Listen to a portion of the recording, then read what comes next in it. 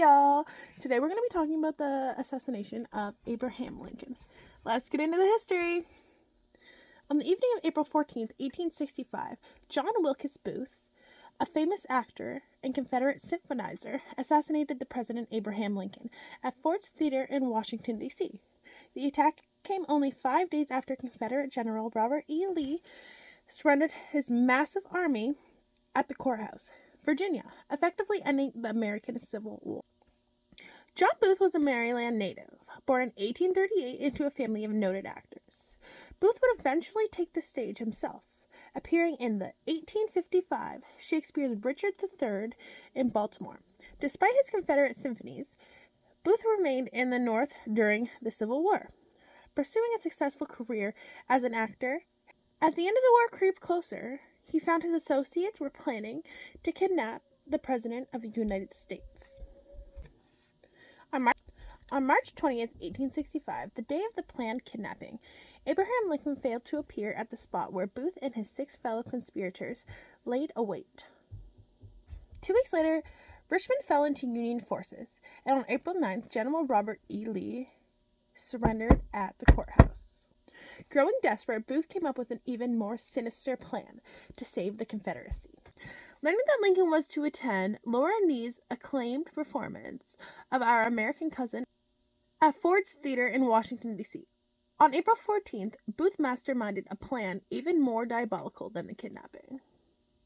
He and his co-conspirators believed that the assassination of Lincoln, Vice President Andrew Johnson, and Secretary of State William H. Stewart, the president and 2 of his possible successors, would throw the U.S. government into disarray. The Lincolns arrived late for the comedy, but the president was reportedly in a fine mood and laughed heartily during the production. Lincoln occupied a private booth above the stage with his wife, Mary Todd Lincoln, a young Army officer named Henry, and Henry's fiancée, Clara Harris, the daughter of New York Senator Ira Harris. At 10:15, Booth slipped into the box and fired his .44 caliber single-shot pistol into the back of Lincoln's head. After stabbing Henry, who immediately rushed at him in the shoulder, Booth leaped into the stage and shouted, "Cinq semper tyrannis." At first, the crowd interpreted the unfolding drama was part of the production, but a scream from the First Lady told them otherwise. Although Booth broke his leg in the fall, he managed to leave the theater and escape from Washington on horseback. A 23-year-old doctor named Charles Linley was in the audience and attended to the presidential box immediately upon hearing the shots and Mary Lincoln's scream. He found the president slumped over in a chair, paralyzed and struggling to breathe.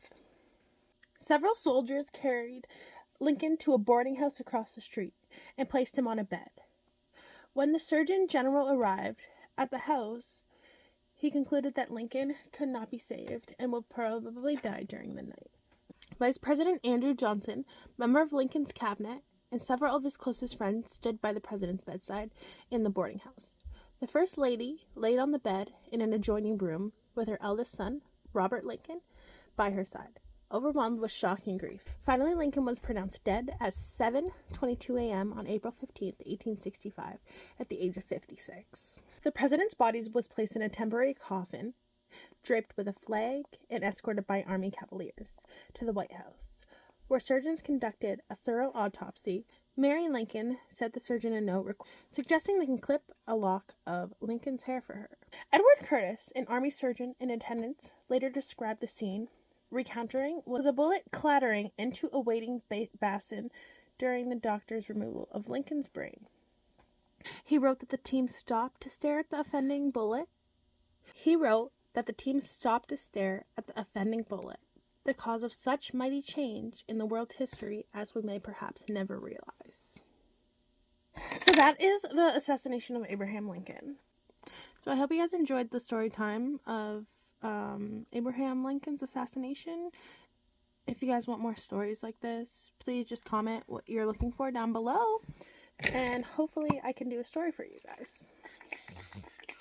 Thank you all for coming to my channel, and I hope to see you guys soon.